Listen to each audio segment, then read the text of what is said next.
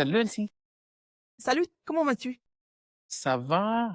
Je suis vraiment ravi de t'avoir avec moi. Alors, pour ceux qui ne le savent pas, j'ai la brillante Elsie Akinsoya avec moi. Pour la petite histoire, je la connais depuis que j'ai 11 ans. C'est vrai. C'est la vérité? Et donc, je vais parler de ses qualifications au fil de l'épisode. C'est une bête. Elle a une expérience incroyable, vraiment incroyable. Vous allez l'entendre parler un peu. Mais aujourd'hui, nous allons parler de quelque chose de vraiment intéressant. Alors, quelles sont les décisions essentielles que vous devriez absolument prendre à l'aube de vos 40 ans? Qu'est-ce que vous ne saviez pas à l'âge de 40 ans? Et Elsie, laisse-moi commencer par une très courte histoire, d'accord?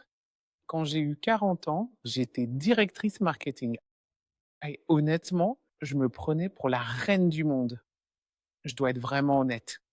Si vous m'aviez dit à ce moment-là, vous devez préparer votre prochain chapitre, vous devez réfléchir à ce à quoi ressemblera ce prochain chapitre. Je vous aurais répondu, s'il vous plaît, allez vous asseoir quelque part. Vous voyez ce que je veux dire? Mais avec le recul, j'ai finalement réalisé que c'était une façon de penser vraiment très limitée et honnêtement assez stupide.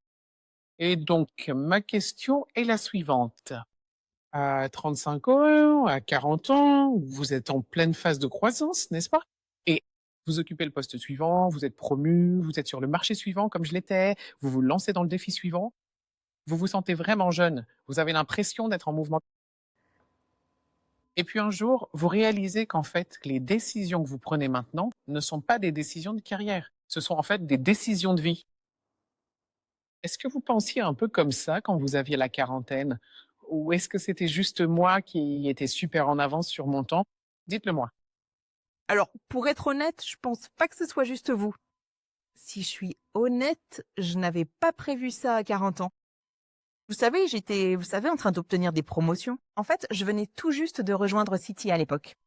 J'avais donc, vous savez, déjà 15 ans d'expérience derrière moi dans le monde des ressources humaines, chez Quintil, Fidelity International, et toutes sortes de, vous savez, très très grandes entreprises.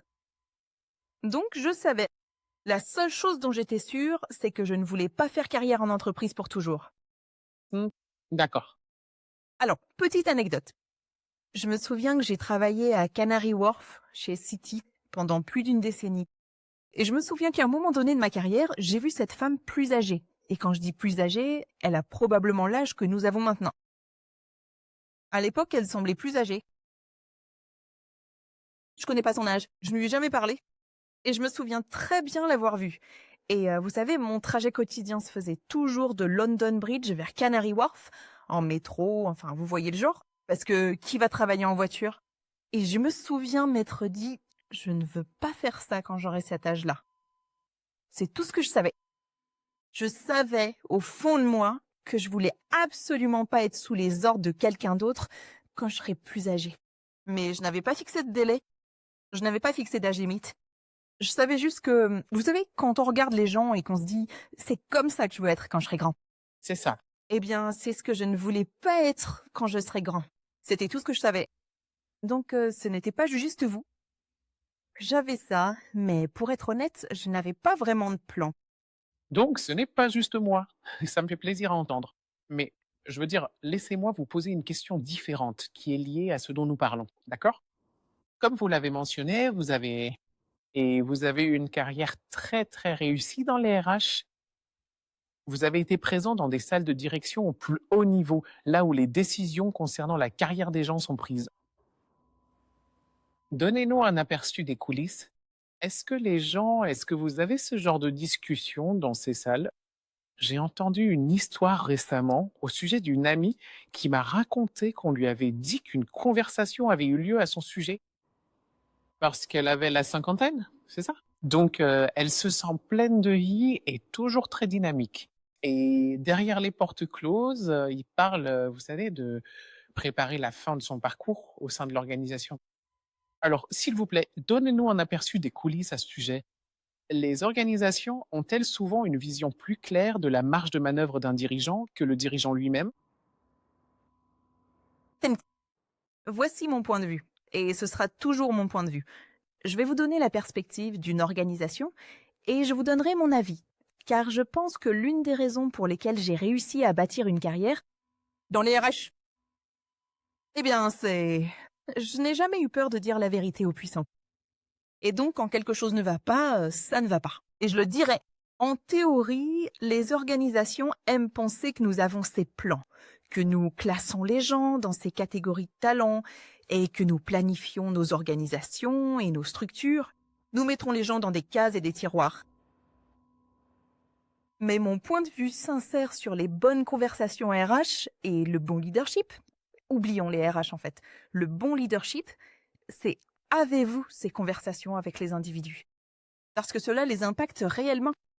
Alors, laissez-moi vous dire ce que font les organisations, ce que beaucoup de gens ne connaissent pas assez et devraient connaître. Les organisations cherchent toujours à savoir quel talent nous avons. Et en fait, dans ce cadre, elles classent les gens et vous attribuent une désignation de talent. Vous aurez donc une désignation de talent du type Oh, cette personne est promouvable. Nous les voyons être promus au poste suivant et peut-être même au poste d'après. Vous êtes donc classé comme une personne promouvable. Cette personne est un expert en la matière, ce qui signifie, n'est-ce pas, que cette personne est excellente, mais qu'elle doit rester dans son domaine. Exactement. Elle doit rester en tant qu'experte, car elle n'a pas une vision assez large. Et toutes ces personnes sont à haut potentiel. Et en fait, nous pourrions vraiment les faire évoluer de différentes manières. Je sais qu'ils travaillent dans la finance aujourd'hui, mais en réalité, ils pourraient ne pas se contenter d'être directeur financier. Ils pourraient devenir PDG à l'avenir, etc. Vous avez donc différentes catégories de talents. Et beaucoup de gens ignorent que ces conversations ont lieu à leur sujet, dans des salles différentes. C'est pourquoi le parrainage est vraiment important. Nous y viendrons, j'en suis sûre, à un moment ou à un autre. Mais c'est un fait que la plupart des organisations, surtout les grandes, font cela selon un calendrier très cyclique. C'est donc très important à savoir. La planification de la relève est l'autre chose, n'est-ce pas, que la plupart des organisations font. Et ce, Ne sont pas la même chose, hein, s'il vous plaît. Soyons très clairs. Absolument. à la même chose. Absolument, ce sont des choses très différentes. Donc, si vous décidez que quelqu'un décide que vous êtes promouvable ou même à haut potentiel, ils vont commencer à suivre votre carrière.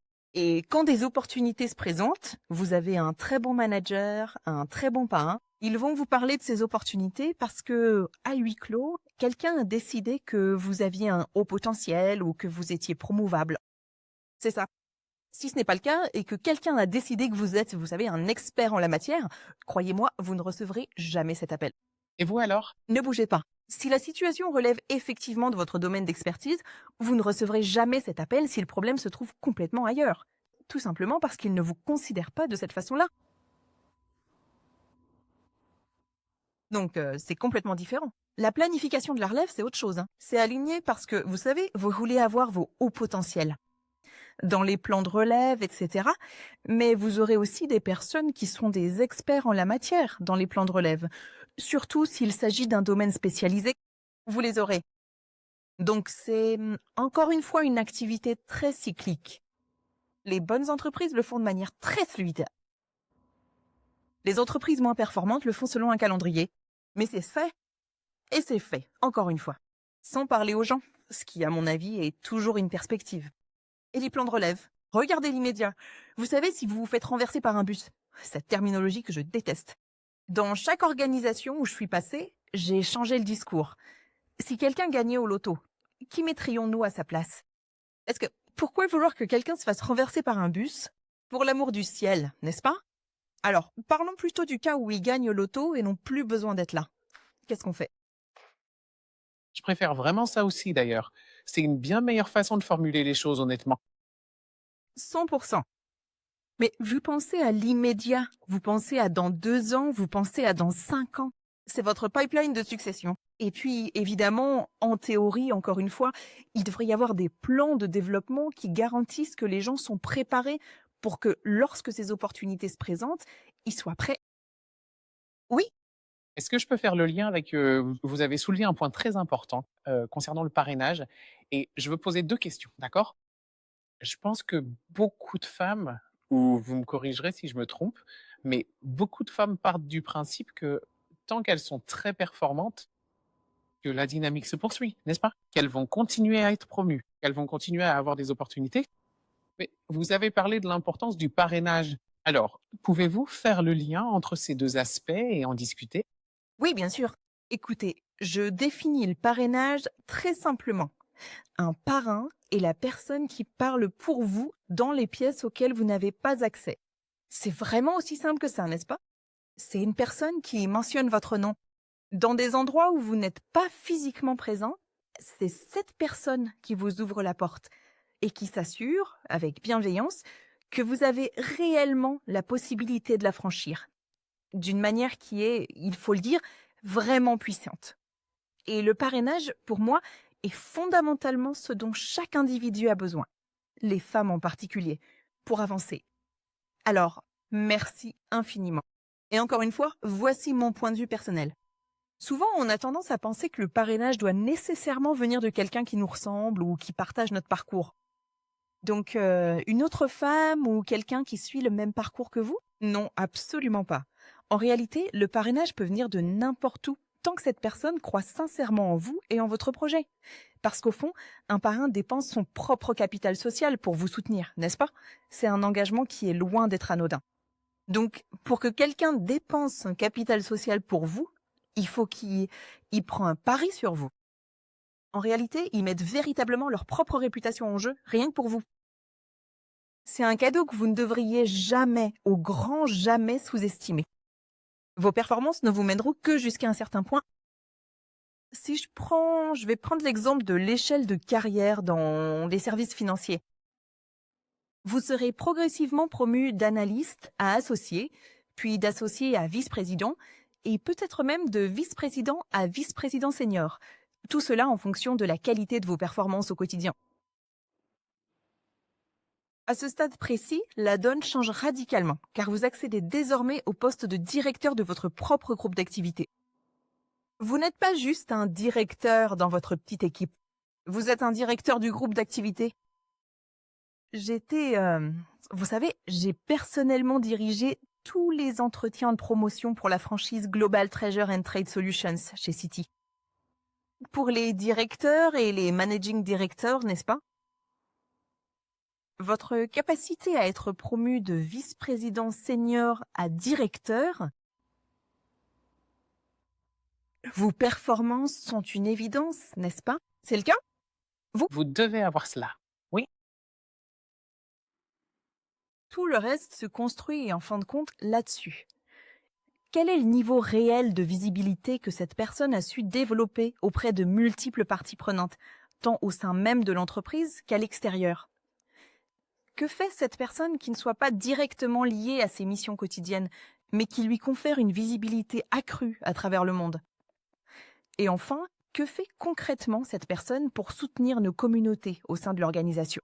Donc moi, avant de devenir directeur, j'occupais le poste de coprésident du réseau diversité chez Citi à Londres. Cette expérience m'a tout simplement offert un niveau de visibilité unique qu'aucune autre opportunité n'aurait pu m'apporter, car mon empreinte professionnelle était réellement visible partout. Bien avant que je sois promue. Il y a donc quelque chose à propos de la visibilité, mais il y a aussi quelque chose à propos des personnes qui sont prêtes à miser sur vous à ce moment-là. J'ai eu beaucoup de chance d'avoir des sponsors formidables, vraiment formidables tout au long de mon parcours chez Citi. Et je peux te dire la main sur le cœur que cela a fait une énorme différence. Et puis, être promu au poste de directeur général, MD, c'est un véritable tournant en termes de processus. C'est vraiment fou, n'est-ce pas? Donc oui, la performance reste la base, mais il faut aussi compter sur la visibilité, le parrainage, la communauté et enfin l'impact. C'est ce qui vous permet d'atteindre le niveau supérieur.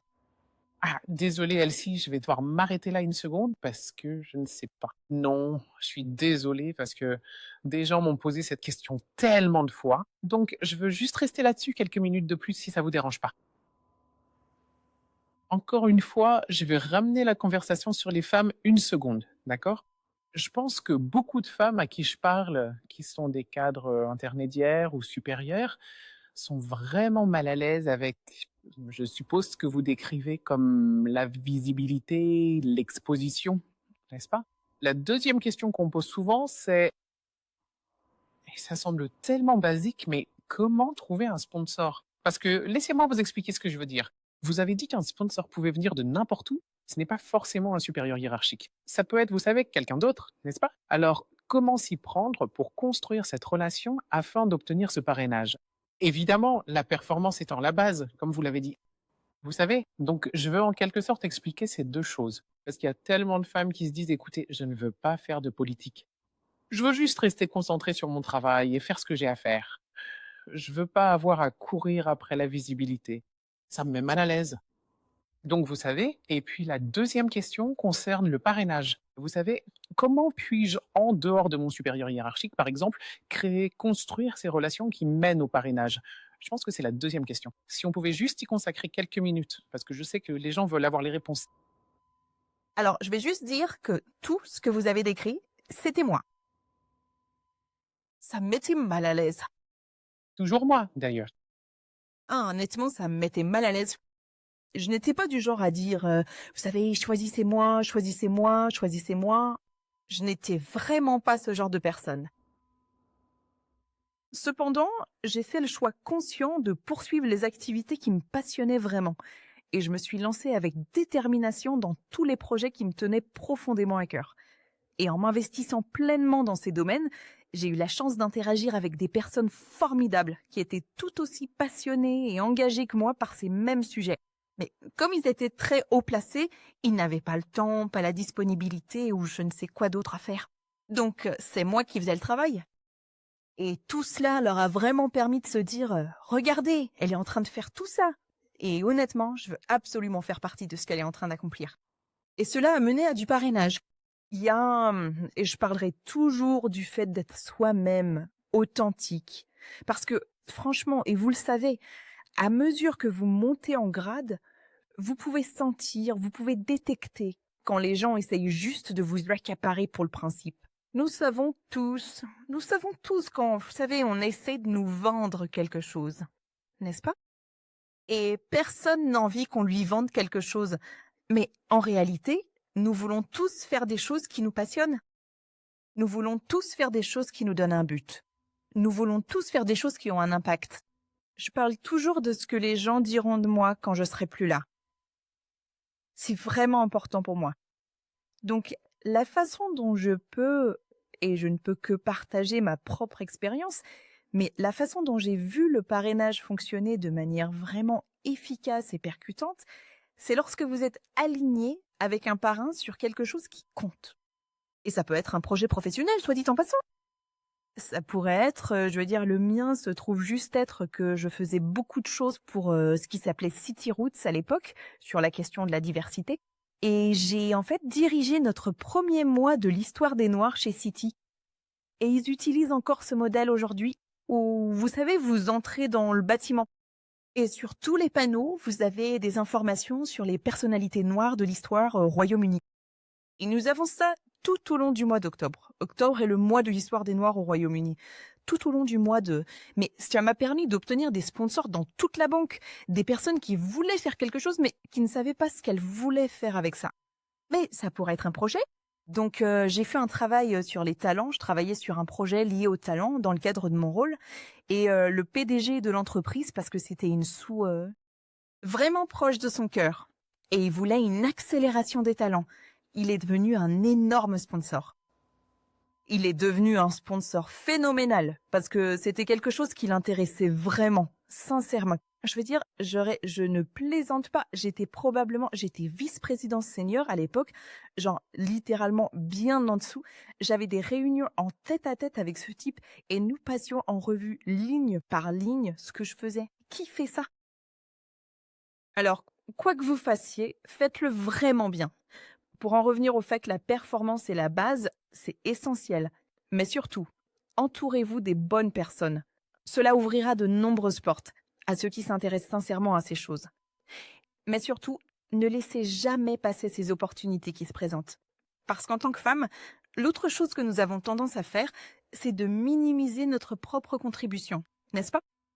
C'est minimiser et sous-estimer tout ce que vous avez accompli et laisser quelqu'un d'autre s'attribuer le mérite simplement parce que vous pensez qu'ils sont plus haut placés que vous ou qu'il le mérite davantage. Mais Mais c'est vous qui avez fait le travail. Alors si vous avez fait le travail, affirmez-vous et faites-vous reconnaître. C'est votre travail, assumez-le. Ayez cette conversation. Soyez courageuse. Franchement, rien ne remplace le courage dans le monde de l'entreprise. Rien ne le remplace. non, je veux dire, c'est vraiment la seule chose que je ne cesserai jamais de rappeler aux gens. Il n'y a absolument aucune récompense à rester dans l'ombre. Vous devez vous faire remarquer et vous devez vous mettre en avant sur le devant de la scène, c'est certain. Tout à fait vrai. D'accord. On change de sujet un instant? Je suis à votre écoute. Très bien. Il me semble que vous avez travaillé chez Citi pendant un assez bon moment, n'est-ce pas? Vous occupiez les plus hautes fonctions, vous savez. Vous étiez dans les instances de direction les plus élevées. Oui. Vous étiez très connu aussi avec des postes à dimension mondiale, tout ça. Et puis vous avez décidé de partir. Qu'est-ce qui vous a amené à prendre cette décision? Pouvez-vous nous parler un peu de ce qui vous traverse à l'esprit? Alors, je dirais, j'ai travaillé dans 6 ou 7 organisations différentes et Citi est l'endroit où j'ai travaillé le plus longtemps. Près de 12 ans. Et j'y ai grandi. Je suis sûre qu'une partie de moi restera toujours marquée par Citi. Oui.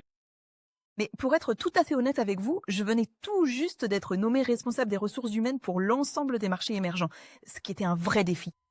Cela couvrait donc toute l'Afrique, le Moyen-Orient et les pays du Levant. Et pour mon plus grand bonheur, j'occupais ce poste au moment où la Russie a envahi l'Ukraine. Et j'avais les 2 pays sous ma responsabilité à ce moment-là. Des moments très amusants pour moi, donc. Cependant, j'ai réalisé, quelques choses se sont produites. D'accord, très bien. La première, c'est que je devais déménager à Dubaï. En fait, j'avais déménagé à Dubaï parce que Dubaï est notre siège pour les marchés émergents chez Dubaï. C'était J'avais déménagé à Dubaï et à l'époque, ma famille était toujours basée à Londres. Et je me souviens très bien d'être assise au bar de la cuisine avec mon mari un jour où j'étais de retour. Il m'a dit « On va pas y arriver si tu n'es pas là ». Mon mari est mon plus grand soutien, n'est-ce pas? Il est mon moteur, mon pilier, il est tout pour moi. Alors, quand il m'a dit que ça ne marcherait pas pour nous en tant que famille, j'ai su que je devais faire attention. Donc, première alerte, n'est-ce pas? Deuxième alerte, j'avais été approchée de manière assez insistante par une IFD, une institution de financement du développement, basée en Afrique. Et leur mission, pour moi, cette opportunité était tout simplement percutante, incroyablement importante et véritablement révolutionnaire pour l'avenir du continent africain. Et très sincèrement, je voulais absolument en faire partie. Et donc, ces 2 éléments majeurs ont parfaitement coïncidé avec le sentiment profond que pour moi aussi, il était enfin temps de quitter Citi pour me lancer dans cette nouvelle aventure. Et je me souviens très bien avoir dit à ma PDG, qui était à l'époque responsable des marchés émergents, que j'avais l'impression de ne donner que 80% de moi-même. Et je me souviens très bien de ces mots. Elle m'a dit très sérieusement, Elsie, sache que tes 80% équivalent probablement aux 110% des autres. Et honnêtement, je prendrai tes 80% à chaque fois, sans aucune hésitation. Et j'ai répondu, je me souviens lui avoir dit, que ça ne me ressemble pas. Je me réveille plus avec enthousiasme. J'ai vraiment ressenti le besoin de faire quelque chose de différent. Donc, il y a eu un certain nombre de choses qui se sont produites en même temps, et c'est finalement ce qui m'a amené à prendre la décision de quitter Citi. J'allais justement dire que les gens supposent, tout d'abord en regardant de l'extérieur, n'est-ce pas? Vous y êtes, vous êtes, vous savez, au sommet de votre carrière. Vous êtes aussi expatrié et je pense que bien souvent, du moins d'après mon expérience, vous savez, les gens vous voient comme un expatrié et se disent: «Tu as tellement de chance». Mais ils se rendent pas compte, ils ne réalisent pas tout ce que cela implique. Je ne veux pas, vous savez, passer pour une victime, vous voyez ce que je veux dire? Mais quand vous parlez de l'impact que cela a eu sur votre dynamique familiale, je sais que vous avez une famille très soudée. Je pense que ce sont des choses que les gens ne comprennent pas vraiment en ce qui concerne, tout ce qu'implique le fait de déménager dans différents pays, pour saisir des opportunités que nous pensons vraiment vouloir et mériter. Oui, je vais dire vraiment, ma meilleure amie de l'époque m'a regardée et m'a dit très sérieusement, Je pense sincèrement que t'es folle. Genre, ils t'offrent du net d'impôt. Du net d'impôt, ma chérie. 500 000 dollars? Tu vis à Dubaï. Dollars? Ah, tu vis à Dubaï? Tout le monde veut vivre à... c'est l'époque où tout le monde voulait vivre à Dubaï, n'est-ce pas? C'est vrai. Comment tu fais ça? En fait, je suis sûre que quelques personnes pensent encore que je suis folle. Mais on prend des décisions qui nous servent en fin de compte, n'est-ce pas? Et ça nous ramène à cette notion de courage. Tu prends des décisions qui te servent parce que c'est toi qui vas vivre avec les conséquences de ces décisions. Et je pense que l'autre point, c'était, vous savez, d'aller travailler pour une institution de financement du développement, une organisation qui avait un but qui résonnait vraiment en vous, et aussi d'aller travailler en Afrique. Puis je vous demandais, je veux dire, après tant d'années à travailler au Royaume-Uni, avez-vous pesé les risques liés à cela? Je veux dire, le but, la connexion, c'est bon, je comprends. Mais étiez-vous du tout préoccupé par l'idée d'aller travailler en Afrique, tout simplement? Ou étiez-vous vraiment enthousiaste à l'idée de rentrer chez vous? Oui, j'étais super enthousiaste. Je dois être honnête parce que je n'ai jamais travaillé en Afrique. Jamais. En fait, j'ai déménagé en Angleterre quand j'avais 19 ans. Je venais juste d'obtenir mon diplôme. Littéralement diplômé un jour, parti en Angleterre le lendemain. Je n'ai jamais travaillé sur le continent. Donc pour moi, c'était quelque chose que je voulais vraiment, vraiment faire. J'étais peut-être un peu naïve, pour être honnête, parce que je me suis pas dit, oh, ça va être dangereux, parce que je crois pas à ce discours. Oui, c'est exact. Et peut-être parce que j'ai passé mes années de formation au Nigeria, je ne crois pas à ce oh, c'est dangereux. Oh, c'est ceci. Bien sûr, je sais qu'il arrive des choses. Oh, c'est tout ce qu'il arrive des choses, mais j'étais surtout enthousiaste. Et est-ce que j'ai pensé à la culture de travail? Parce que j'avais tellement entendu parler de la culture de travail. Mais pour moi, cela faisait partie du défi. Une partie du défi pour moi, c'était je vais y aller et faire bouger les choses. Quel est l'intérêt d'aller à un travail où l'on va juste faire ce qu'on a toujours fait? C'est un peu inutile, à mon avis. Donc non, j'étais super enthousiaste. Alors, dis-nous ce qui s'est passé ensuite, parce que j'ai regardé ton profil LinkedIn. Ce n'est pas dessus. Tu ne vois pas de DFI là-dessus, n'est-ce pas? Donc voilà. Et c'est, je pense, une histoire qui mérite d'être racontée. D'accord. Parce qu'il y a des leçons, vous savez. On s'assoit après coup et on réfléchit. Donc tout était fait. Le contrat était signé. La visite médicale était faite. J'étais à 3 semaines de prendre l'avion pour commencer. Je devais commencer le travail le jour de ton anniversaire, en fait. C'était littéralement le cas. Parce que l'anniversaire de mon fils est le 29 mai. Et j'ai dit, je dois être en Angleterre ce jour-là. Je partirai le lendemain et je commencerai. Vous savez. 11 juin. Alors, pour être bien préparé, 3 semaines avant l'événement, je prends le temps d'étudier en détail tous les organigrammes de l'organisation. Maintenant, on pourrait dire que c'est quelque chose qu'on aurait dû faire dans le cadre du processus de diligence raisonnable. Donc, je vais assumer ça. Je vais assumer ça. Et je vois, je vais assumer ça. Je ne l'ai pas fait.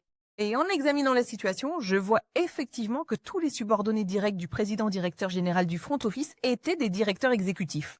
Et le poste que j'allais occuper, ainsi que je crois le service juridique et un autre poste, étaient des postes de directeur. Alors je l'appelle et je lui dis « Tu peux m'expliquer ça ?» Le PDG ou c'est un chasseur de tête?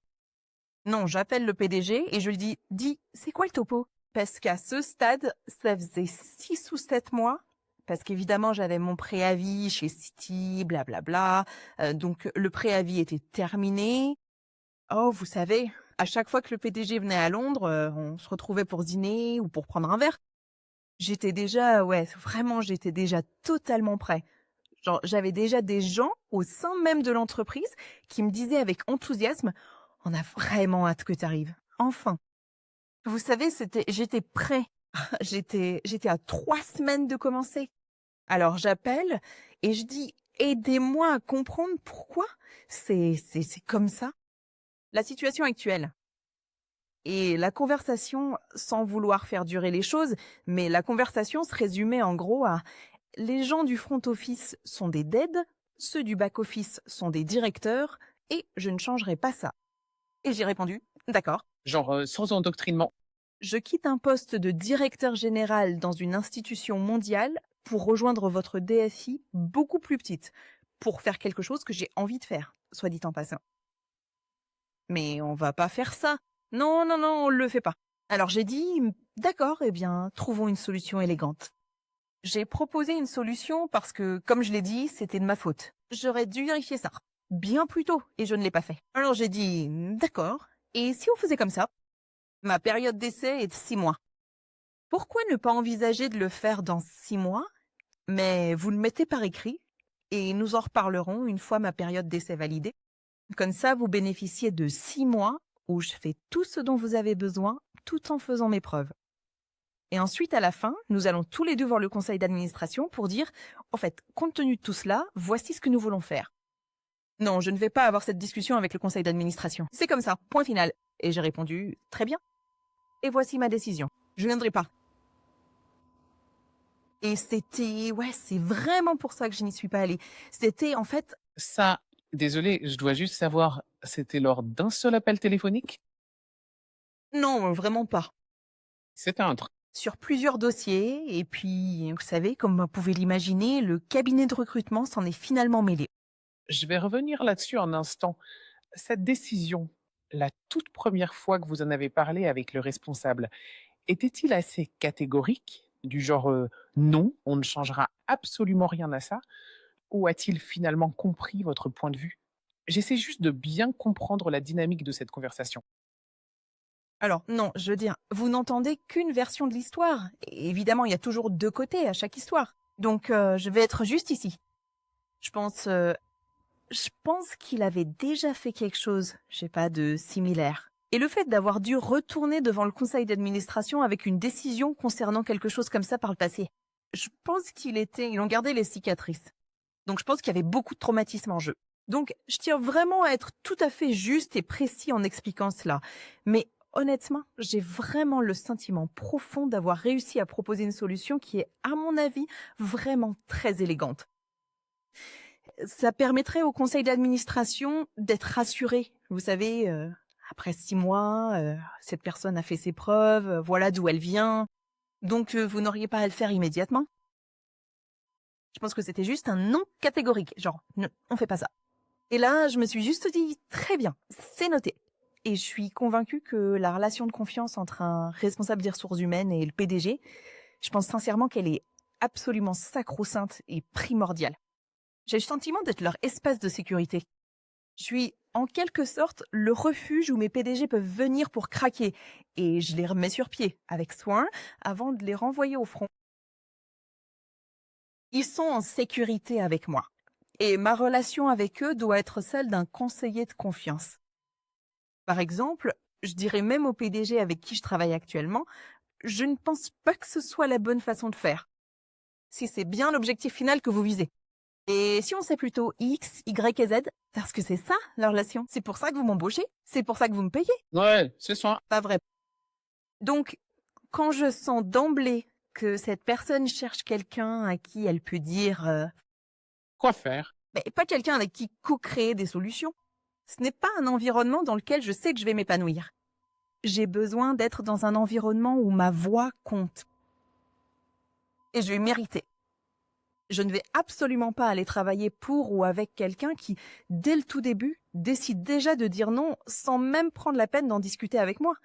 C'est une question de principe. Et je savais simplement au fond de moi que je ne pourrais jamais m'y épanouir professionnellement. Donc, votre chasseur de tête est finalement intervenu dans le processus et j'imagine que toute cette conversation visait essentiellement à trouver une sorte de compromis acceptable pour tout le monde? On dirait que vous étiez très au clair dans votre esprit sur ce qui était non négociable pour vous, en termes, de ce que vous n'étiez pas prête à accepter? Je veux dire, comment s'est passé tout ce processus pour essayer de trouver, vous savez, un compromis? Et comment en est-on arrivé à se dire, «Bon, je laisse tomber»?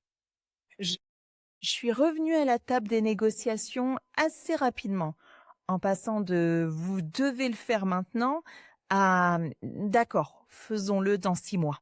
Ce n'était pas idéal pour moi, mais pour moi, c'était une vision stratégique à plus long terme. Est-ce que je pensais sincèrement qu'en bénéficiant pleinement de mon temps, de mes idées et de toute mon expérience, vous comprendriez enfin pourquoi c'est sans aucun doute la bonne chose à faire. J'étais donc prêt à faire un compromis de 6 mois là-dessus. Et donc, à la fois le chasseur de tête et chose intéressante, même la personne qui quittait le poste parce qu'elle partait à la retraite, il a été un tel soutien, je saurais vous dire à quel point. Je suis toujours en contact avec lui aujourd'hui. Toujours en contact avec lui. Un tel soutien. Et même lui, avec une certaine hésitation, me disait alors ah oui, Elsie, je suis vraiment pas sûre du tout que tout cela va aboutir un jour. Et j'ai répondu vous savez quoi? Et c'est très bien comme ça. Et c'est très bien comme ça.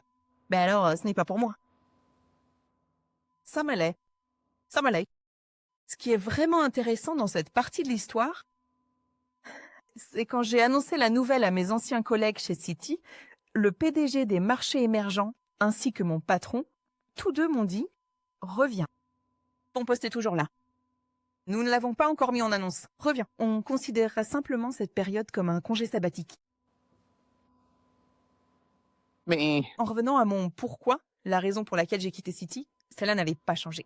Alors ils m'ont dit « D'accord, si tu n'es pas prête à revenir maintenant, prends une décision dès maintenant. Nous allons publier une offre pour ton poste. Avant de faire une offre à quelqu'un d'autre, nous reviendrons vers toi. Et si tu as changé d'avis à un moment donné, reviens. » Et je dois leur connaître ce mérite. Tous deux m'ont appelé séparément la semaine où ils avaient terminé les entretiens. Et ils m'ont tous deux dit « Elsie, nous avons trouvé quelqu'un. Si tu veux récupérer ton poste, nous ne ferons pas l'offre. C'est le moment de te décider. Donc, Citi aura toujours une place dans mon cœur pour ça. Ne serait-ce que pour ça. » d'accord. Je veux souligner 2 points ici. Dans les 2 cas, je pense que, eh bien, laissez-moi juste vous dire ceci. Vous avez vraiment montré quelles sont vos valeurs. D'accord. Alors, le tout premier point, et je tiens vraiment à ce que vous en parliez aussi. Le premier constat, c'est que vous avez décidé que c'est précisément là que j'ai ma place. C'est-à-dire, c'est là que je devrais intégrer l'organisation. C'est une valeur que je peux apporter. Et si ce n'est pas ça, alors ce n'est pas la bonne opportunité pour moi. Je pense que 90% des gens auraient dit j'ai décidé de quitter mon entreprise. Je suis parti. Et c'est l'opportunité qui se présente à moi. Ce n'est pas la situation idéale. Mais vous savez quoi? Laissez-moi au moins mettre un pied dans la porte. Donc ça, c'est le premier point. Je veux dire, qu'est-ce qui vous a donné la confiance de dire simplement non et de rester fidèle à la conviction que vous avez quant à ce que vous avez à offrir? La deuxième partie, c'est qu'il y a une organisation qui vous adore vraiment, vous respecte, voit votre valeur, la valeur dont vous parlez, n'est-ce pas? Et vous savez aussi pour vous-même que mon temps ici est révolu. Eh oui, ce serait une porte de sortie sûre pour quitter toute cette situation inattendue. Je dis quand même non. Franchement, je m'incline, car je pense sincèrement qu'il faut énormément de courage pour prendre ces 2 décisions, pour des raisons évidemment très différentes, mais au fond, cela revient toujours à la même chose. C'est la confiance que j'ai en moi. Ce sont mes valeurs, c'est ce en quoi je crois, et je vais m'y tenir. Alors, laissez-moi répondre. La Première, je sais pas. Vous savez, quand on prend des décisions sur le moment, je suis pas sûre d'avoir été aussi intentionnelle. Je suis pas sûre d'avoir poussé l'analyse à ce point. Je connaissais simplement ma valeur. Non, je ne pars pas, c'est décidé. Un poste de directeur général au sein d'une institution mondiale? Ouf, je ne fais pas ça juste pour aller être directeur ailleurs, je veux dire, honnêtement, je ne fais pas ça. Ça n'allait tout simplement pas se produire. C'était absolument hors de question pour moi. Vraiment, ça ne pouvait pas arriver. Mais Elsie, est-ce qu'on ne dit pas aux gens, enfin je ne sais pas, hein, mais n'as-tu pas déjà donné comme conseil par le passé qu'il faut parfois faire un pas en arrière pour mieux revenir ouvert? Parfois, il faut accepter un mouvement latéral et... C'était il y a 15 ans. Shanna, ça fait genre 30 ans que je fais ce boulot. Je vais pas faire ça maintenant. Écoute, allez, j'ai fait mes... Voici les preuves, concrètes et vérifiables. Au fil du temps, j'ai vraiment fait mes preuves. Ouais, donc d'accord, revenons sur ce point précis que tu soulèves. Et je ne veux surtout pas le rejeter. c'est un point vraiment très pertinent. Il y a 10 ans, je n'aurais probablement pas pris cette décision. Ouais. Il y a 10, 15 ans, je n'aurais certainement pas pris cette décision, tu vois? Parce qu'à ce stade, on court après des choses différentes. J'avais des frais de scolarité à payer pour mettre 2 enfants dans une école privée. Ce n'est pas donné. Écoute, j'avais des choses auxquelles je devais penser à ce moment-là, ce qui signifie qu'on prend des décisions différentes. Oui. Et je n'en avais pas fini avec ça, hein, soit dit en passant. Je n'en avais toujours pas fini à ce moment-là, au moment où j'ai pris cette décision. Mais quand même, je le savais, et je savais que je partais du mauvais pied. Ouais, c'est ça. Et on ne peut pas faire ça à ce niveau. Pas à ce niveau. On peut faire ça plus tôt dans sa carrière, parce qu'on peut. Cela dit, on peut pivoter d'une manière très différente. Mais pas quand on est à ce niveau. C'est juste, je pense, une étape tellement importante. Écoutez, et soit dit en passant, j'ai eu beaucoup de gens qui m'ont dit « Fonce, fais-le. Fais-le juste pendant 1 an. Fais-le pendant 18 mois. » J'ai bien reçu ce conseil. Et comme je l'ai dit plus tôt, c'est important d'avoir des conseils. Mais c'est important d'avoir le courage de ses propres convictions. Ouais. Pour revenir à votre deuxième question, était pourquoi ne suis-je pas retournée chez City? Honnêtement, ça revient au fait que je savais pourquoi je suis partie. Rien de tout cela n'avait changé. Je me réveillais pas avec enthousiasme. Je me réveillais pas en me disant allez, c'est ça que je vais poursuivre aujourd'hui. C'est ce que je vais faire. Je vais faire ça. Je vais assurer là-dessus. Je ne me réveillais plus avec ça. Et je pense sincèrement, vraiment, que c'est mal de gagner de l'argent sans rien accomplir. Vraiment. C'est juste ma façon de voir les choses, non? Si vous me payez, vous devez en avoir. Vous devez en avoir pour votre argent. Et ouais, ce n'était pas le cas. Non, écoute, je comprends tout à fait. Et je suis tellement content qu'on ait cette conversation. Parce que je me souviens qu'il y a quelques années, je suis allée travailler pour une des entreprises de la tech. Et dès que j'ai franchi la porte, j'ai su que ce n'était pas l'endroit pour moi. Exactement. Et il y avait des signes, je pense, similaires à ce que tu dis. Genre, il y avait des signes tout au long du processus où je me disais, je suis pas sûre, mais j'ai décidé de le faire quand même. Et quelques semaines plus tard, je me suis dit, tous les signaux d'alerte me sautent aux yeux en ce moment. Et maintenant, je dois trouver quoi faire. Et tu sais, je suis restée là-bas pendant 12 mois, puis je suis passée à autre chose. Bah, si ce n'est pas la bonne chose, ce n'est pas la bonne chose. Et si les signes sont là dès le début pour dire que ce n'est pas la bonne opportunité, les gens devraient écouter ça et ne pas forcer les choses, n'est-ce pas? Ça ne finit tout simplement pas par marcher, même si tu choisis de faire ce qui est facile. Ça ne t'apporte rien. Et j'en ai fini de faire des choses qui ne m'apportent rien. Je pense sincèrement qu'on finit par comprendre tout ça une fois qu'on atteint un certain âge et un certain niveau de maturité. En fin de compte, quand on y réfléchit bien, ce n'est vraiment pas si compliqué que ça finalement. Tu n'es pas oublié, tu sais. Mais qu'en penses-tu? D'accord, donc enfin tu as pris la décision définitive de ne plus poursuivre cette collaboration avec DFI. Ça ne t'apporte rien. Tu as également pris la décision de ne pas retourner vivre en ville, c'est bien ça?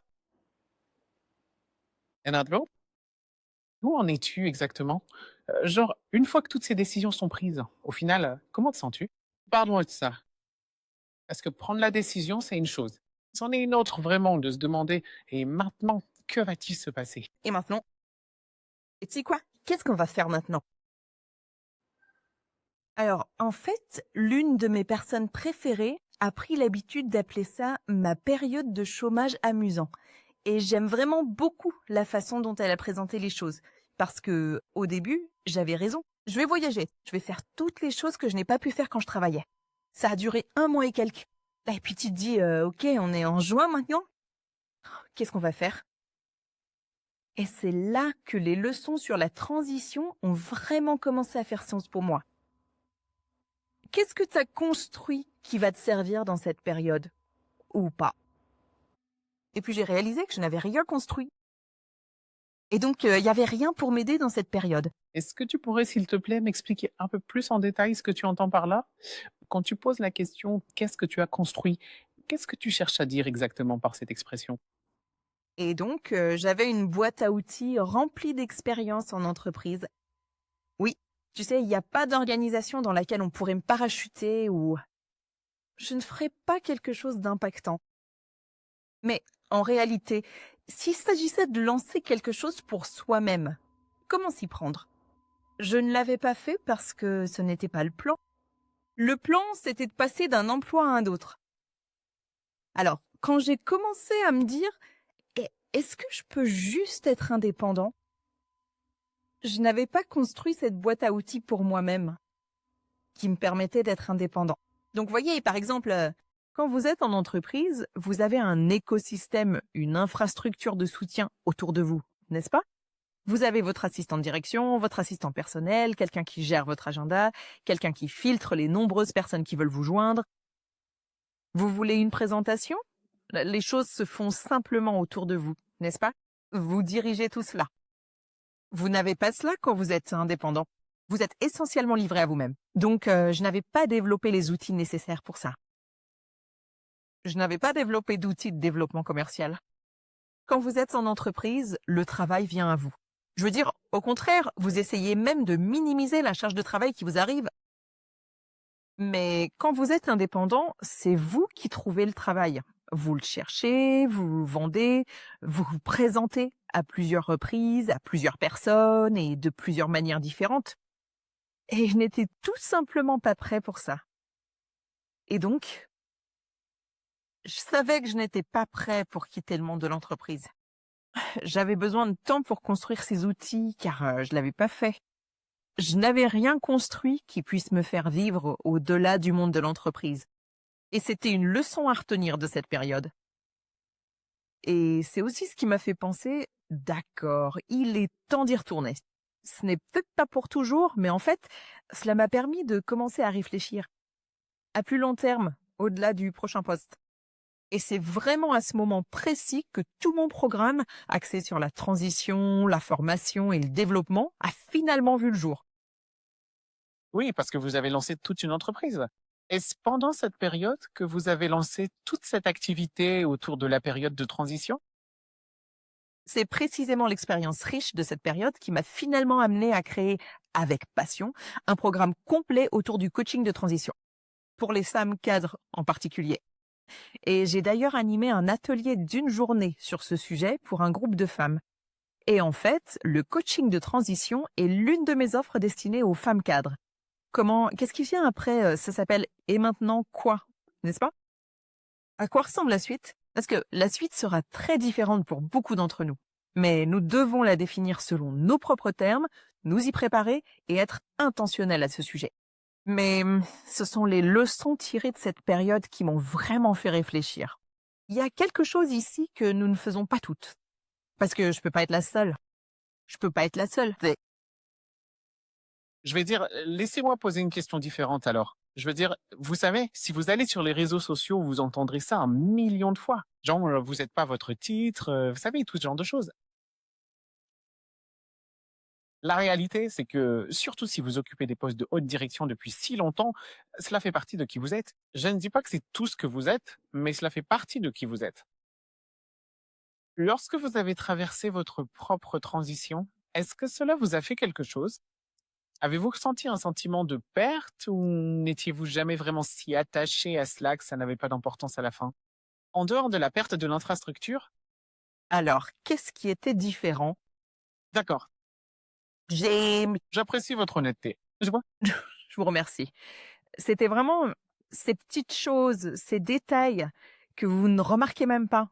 Vous vous rendez pas compte que vous avez la possibilité de solliciter des personnes dans de multiples juridictions, de différentes manières, et pourtant, elles vous répondent simplement à cause de votre...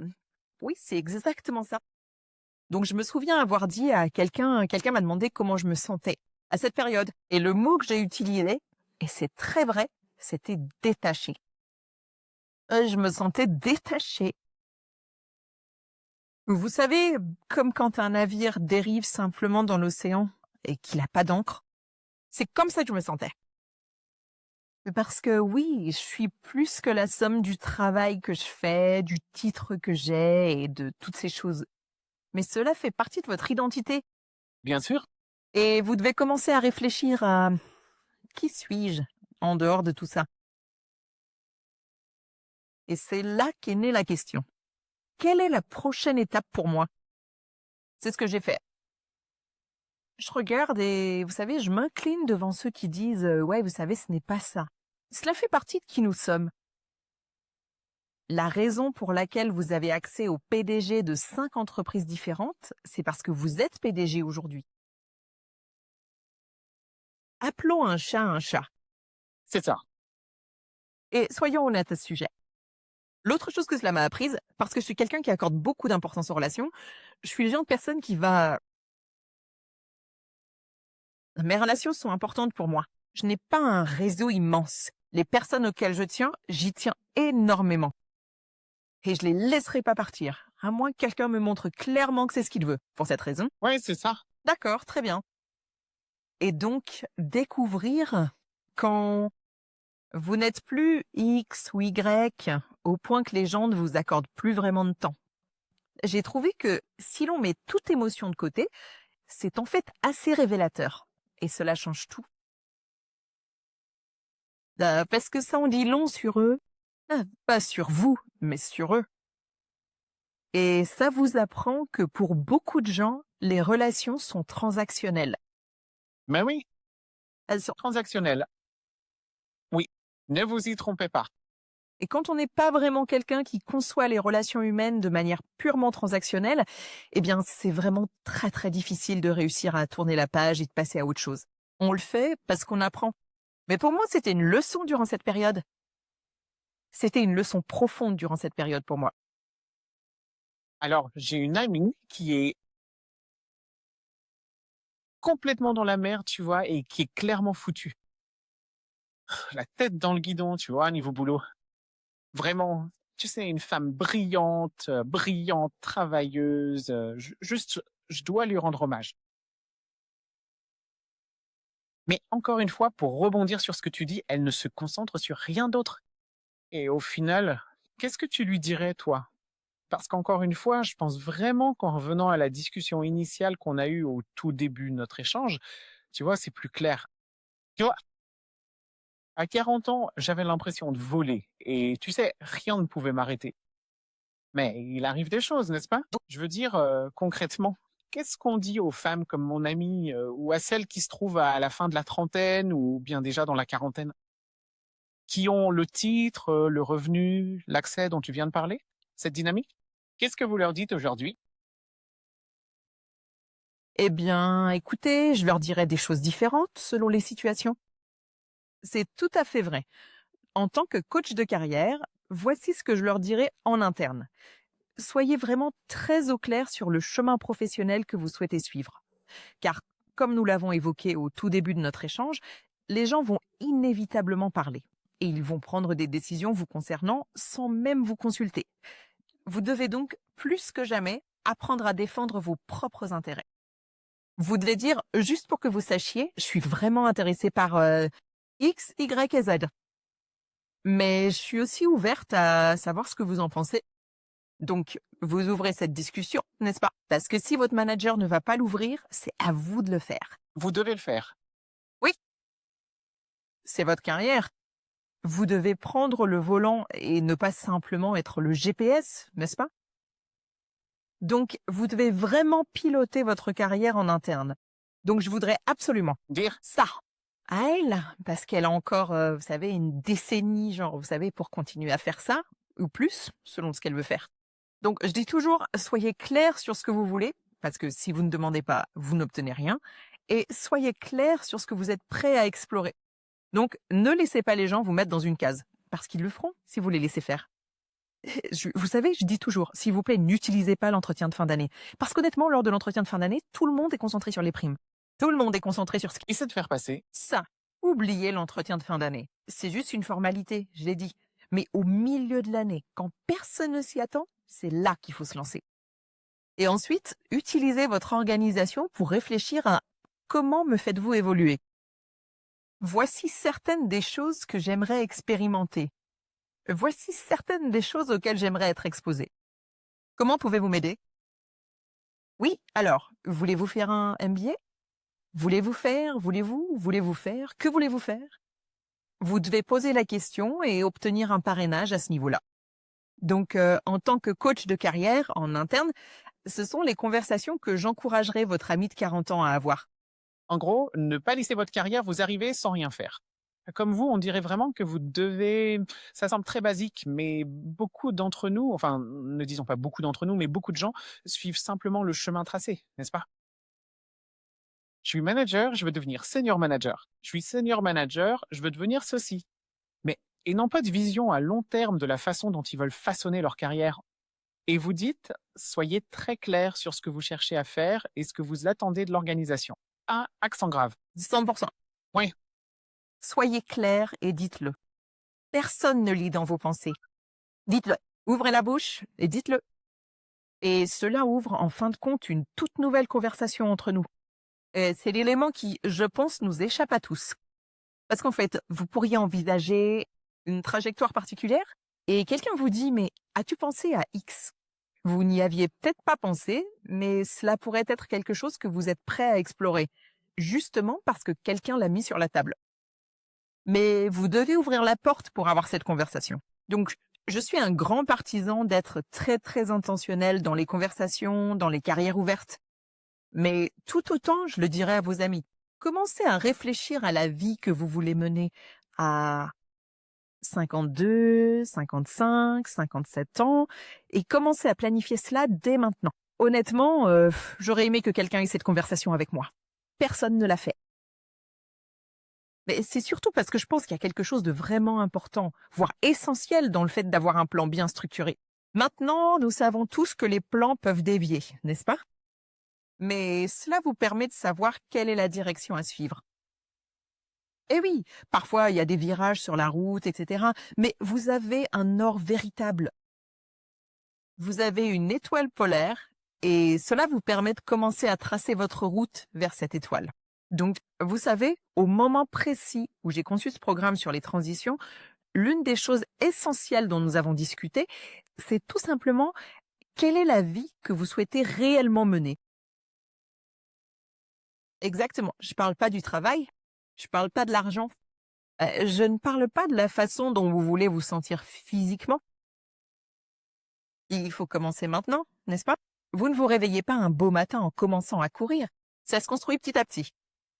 Vous ne vous réveillez pas un beau matin en portant 15 kilos. Ça se construit petit à petit. C'est la même chose. Réfléchissez à votre santé. Quel est le plan pour votre santé? Quel est le plan pour vos finances? N'est-ce pas? Quel est le plan pour vos compétences et vos aptitudes? N'est-ce pas? Qu'est-ce qu'il manque à votre boîte à outils aujourd'hui qui va vous prendre 2 ans à construire, 5 ans à construire? Commencez à le construire. On le sait. Comment mange-t-on un éléphant, n'est-ce pas? Par petites bouchées. Et à 40 ans, vous avez le temps? J'ai eu ce mois où je me suis dit, c'est ce que je dois faire. Et puis, il y a eu Lloyd's. Et ensuite, j'ai commencé à construire à partir de là. Mais honnêtement, si quelqu'un avait eu cette conversation avec moi à 40 ans, je pense que j'aurais été dans une situation bien différente quand tout ça est arrivé. Oui. Je pense. Qui sait? Wow. Je veux dire, laissez-moi poser la question autrement. Parce que, encore une fois, ce que vous dites semble très évident. Mais la plupart des hommes, y compris vous-même, et je vous ai parlé de ma situation aussi, ne le font pas, n'est-ce pas? Comment fait-on pour désapprendre tout ce qu'on nous a inculqué? C'est-à-dire, vous savez, entrer, être performant, ne pas faire de vagues, ne pas être trop bruyant, ne pas être trop visible, tout ce genre de choses. Comment fait-on? Comment fait-on pour désapprendre ça? Je veux dire, dans votre cas comme dans le mien, nous avons dû traverser des expériences qui nous ont dit: «Vous savez quoi? Vous ne pouvez pas continuer à avancer comme ça, mais merci». Comme vous l'avez dit, si on vous l'avait dit à 40 ans, ça aurait été génial. Comment fait-on pour désapprendre tout ce qu'on a appris en grandissant sur la façon de se comporter au travail? Donc, et encore une fois, hein, vous savez, l'une des choses dont je suis vraiment conscient, c'est que nous avons tous des parcours différents et nous avons tous des chemins différents. Et nous apprenons tous de manière différente. Une grande partie de mon apprentissage est venue de mon expérience vécue, n'est-ce pas? Ce n'est pas parce que quelqu'un me l'a dit. Ce n'est pas ça, hein. Pas nécessairement parce que j'ai observé des gens non plus. J'ai observé certaines personnes et je me suis dit, en fait, non, ce n'est pas pour moi. Mais je pense qu'il y a quelque chose dans le désapprentissage. C'est juste, et je partage ça sincèrement parce qu'encore une fois, c'est mon expérience. C'est presque. Qu'est-ce que vous ne voulez pas? D'accord? Quoi? Qu'est-ce que vous ne voulez pas? Genre, La femme à la gare. ferroviaire. Je vous l'ai dit au début. Ouais. En fait, pour moi, c'était vraiment clair. Je ne veux absolument pas être comme ça. Je veux pas être comme ça. Et ça commence alors à vous fermer certaines portes. Et puis, vous commencez à vous dire, eh bien, si vous ne voulez pas ça, qu'est-ce que vous voulez? Et je sais que je veux passer beaucoup de temps à voyager. Et je sais que je veux passer beaucoup de temps à faire du coaching de cadre parce que ça m'anime. Et je sais pertinemment que je veux consacrer beaucoup plus de temps à développer des programmes spécifiques pour les femmes afin qu'elles puissent réellement apprendre de l'expérience vécue des autres. Mais en fait, il faut bien admettre qu'il y a tellement de recherches scientifiques disponibles aujourd'hui dont nous n'exploitons malheureusement pas encore tout le potentiel. Et pouvons-nous en tirer tout le potentiel de manière vraiment pratique? Et donc, pour moi, au fond, il s'agit bien moins de désapprendre que de vraiment savoir ce que vous écoutez. Car c'est cela qui fait réellement évoluer votre état d'esprit, n'est-ce pas? Sur quoi passez-vous réellement votre temps au quotidien pour construire votre avenir? Ces activités-là sont, à mon sens, absolument essentielles et vraiment primordiales pour moi. Et la dernière chose que je dirais, cependant, à ce sujet, c'est simplement de l'accepter. Il n'y a pas qu'un seul chemin pour y parvenir. Il n'y a pas qu'un seul parcours. Vous savez, l'un de mes PDG m'a appelé récemment et m'a dit: Elsie, quel est ton numéro? Et je lui réponds: Qu'est-ce que tu veux dire? Quel est mon numéro? T'as mon numéro de téléphone? Il me dit: Non. Quel est ton chiffre? C'est quoi ce chiffre? Quel est le montant qui signifierait que tu es à l'aise et que tu ne veux pas, que tu n'as pas besoin de travailler? Tu sais, tu as pensé à ce genre de choses, mais tu ne t'es jamais vraiment posé pour te dire: OK, alors c'est quoi ce montant maintenant? Tu ne t'es pas posé pour vous dire: j'ai fait le calcul. Et honnêtement, c'est un sacré gros chiffre. Et c'était un chiffre qui signifie que je ne suis pas prêt. Eh bien, t'étais loin du compte. Je n'étais pas si loin, mais assez loin pour savoir que... Ouf, d'accord. J'ai un pas. Du pain sur la planche. Mais ça... honnêtement, tu dois tracer ton propre chemin. Mon chiffre sera très différent de celui de quelqu'un d'autre. Et en fait, quand j'ai eu cette conversation avec des amis, la plupart de leurs chiffres étaient 3 fois plus élevés que le mien. Nous avons tous des modes de vie, des besoins et des envies différents. Et c'est tout à fait normal que votre chiffre soit différent de celui de quelqu'un d'autre. Restez soi-même. Je veux dire, mais c'est, encore une fois, je suis content que tu aies soulevé ce point. On ne va pas parler à, on se reparlera un autre jour. On en reparlera parce que j'adore cette conversation. Mais je pense que c'est une conversation vraiment importante. Ah, cette conversation sur... Et pour moi, il y a une énorme différence entre la sécurité financière et la flexibilité financière. Tu vois ce que je veux dire? Genre, qu'est-ce qui te donne de la liberté? T'as dit quoi? Qu'est-ce que t'as dit? Je t'ai pas... Attendu, je n'ai pas entendu ça. Oui, exactement. Donc, je veux dire, je veux planifier, pas seulement pour la sécurité financière, je veux planifier pour la flexibilité financière. Et je pense que de plus en plus, il est vraiment important pour nous de ne pas planifier la retraite, mais une vie au-delà de ça. Et je pense que c'est ce que tu disais. Quel genre de vie tu ne veux pas? Quel genre de vie tu veux? Mais je pense qu'on devrait consacrer un épisode entier à ça ici. En fait, il faut dire que c'est une toute autre conversation. Ouais. Ok, donc tu as quitté, tu as monté ta propre entreprise. Et puis, je pense, d'après ce que je t'ai entendu dire, que tu as réalisé que tu n'avais pas encore fini. Tu n'étais pas prête à te lancer complètement là-dedans et à construire ça. Alors, tu es retourné travailler? Ouais. D'accord. Ouais. Combien de temps ça t'a pris pour retourner travailler? Alors, tout cet épisode est arrivé.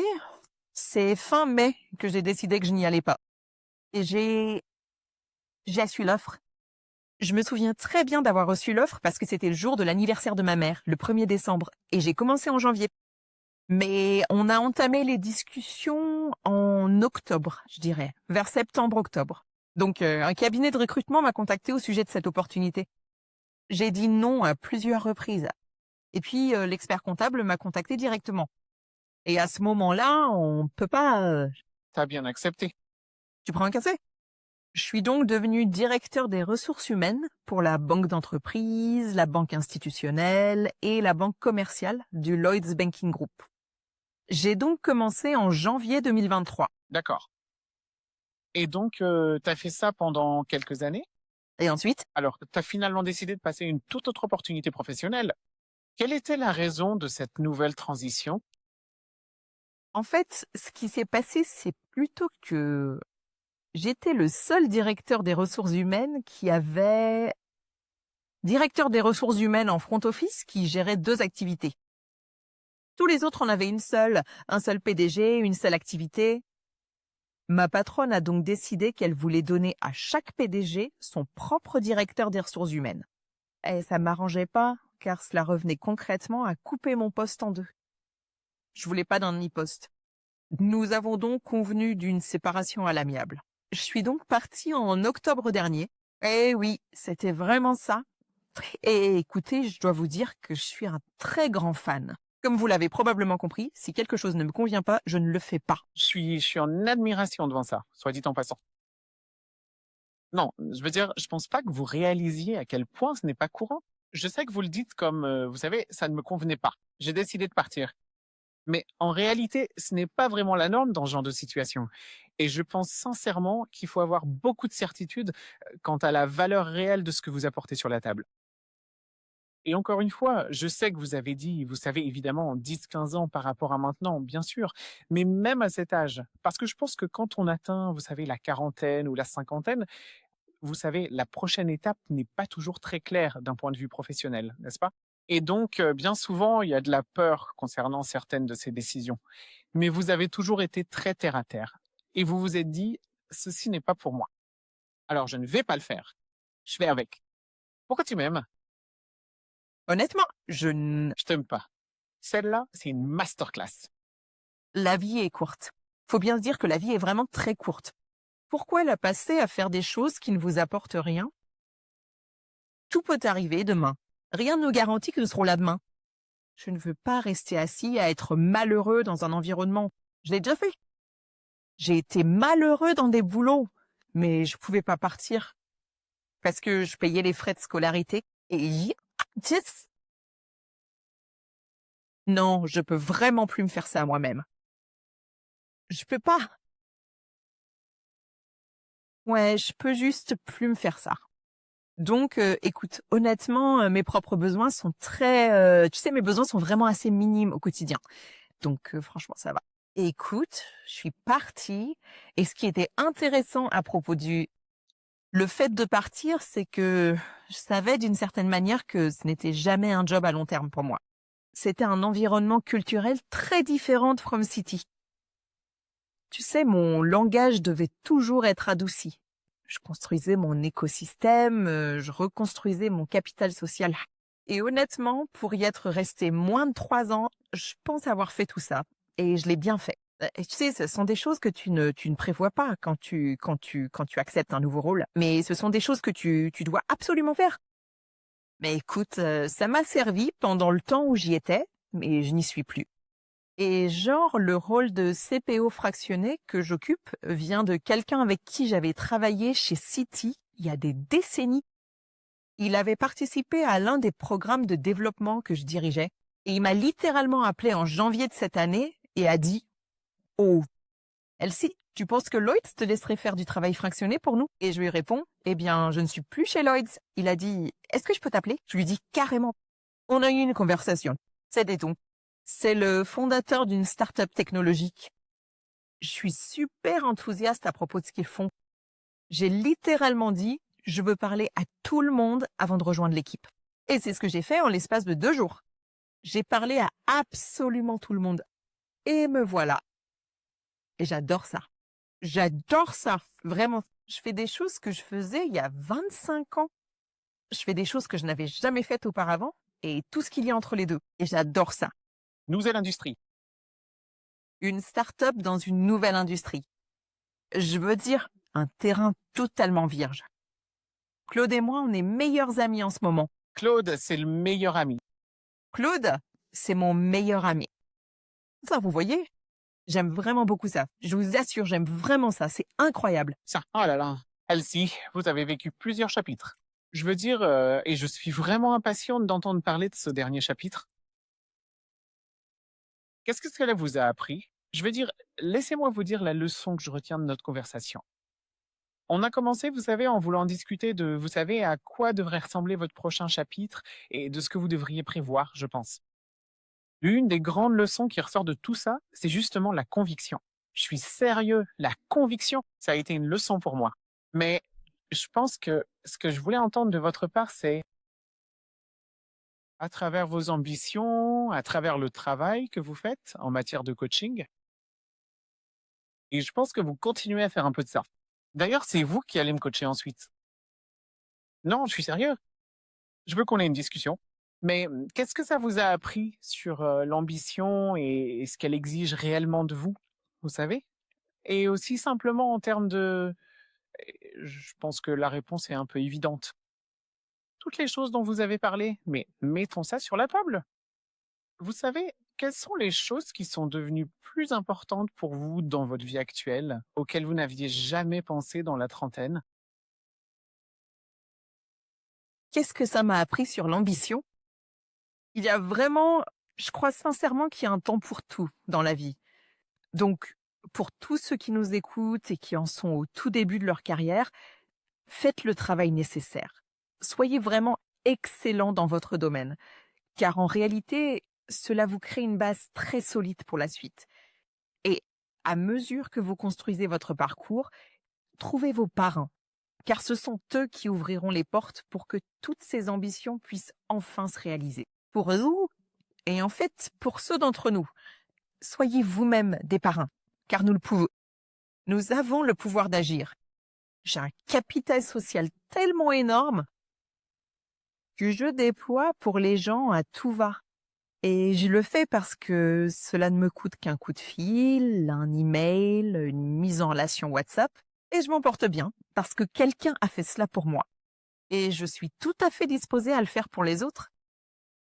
Mais une chose que je tiens à dire, parce qu'on nous a nourris avec ce mythe selon lequel on peut tout avoir. C'est un mensonge, il y a un prix à payer.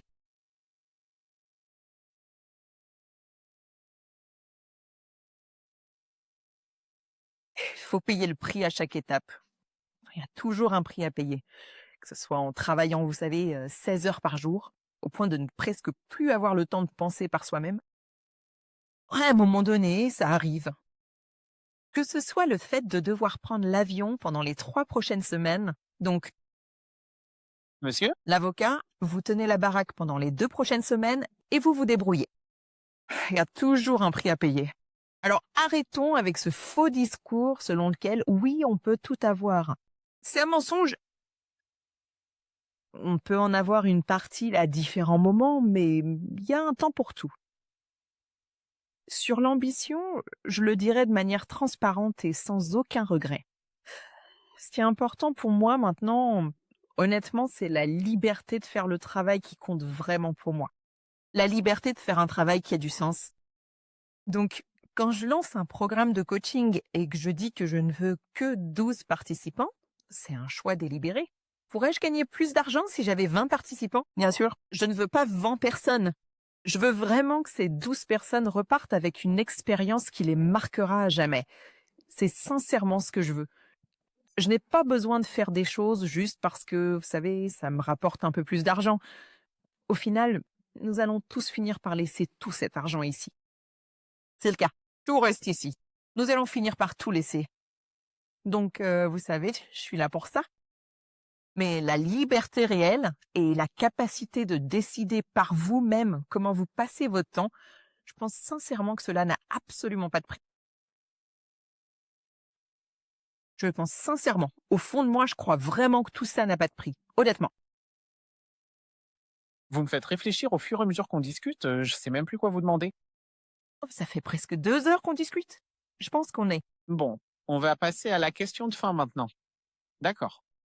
C'est la dernière question. Je sais que vous avez dit que vous ne vouliez pas donner de conseils, mais je vais vous poser la question quand même, à savoir,